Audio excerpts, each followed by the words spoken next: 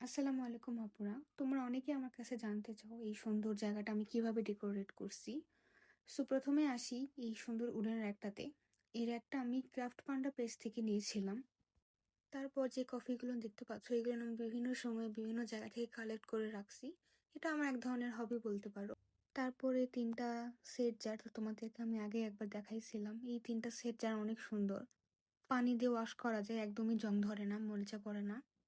তারপর এই কাপটা আমার অনেক পছন্দের একটা কাপ।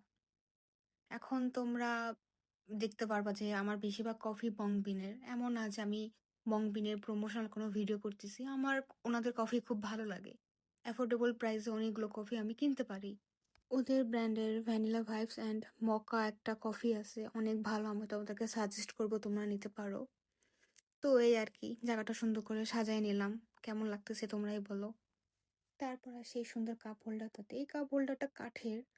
অনেক শখ করে কিনছিলাম, বাট একটাই খারাপ দিক হচ্ছে এটা বেশি ওয়েট নিতে পারে না। অনেক ভারী মগ, এটাতে তুমি রাখতে পারবে না, তাও মোটামুটি কাজ চলে। তারপর আর সেই সুন্দর ইলেকট্রিক কেটলিটাতে, এটা আমি অনেক শখ করে অনেক দিন ওয়েট করে টাকা জমায় কিনছিলাম। এই দুটো জিনিসই, মিনি স্টোভ অ্যান্ড ইলেকট্রিক কেটলিটা।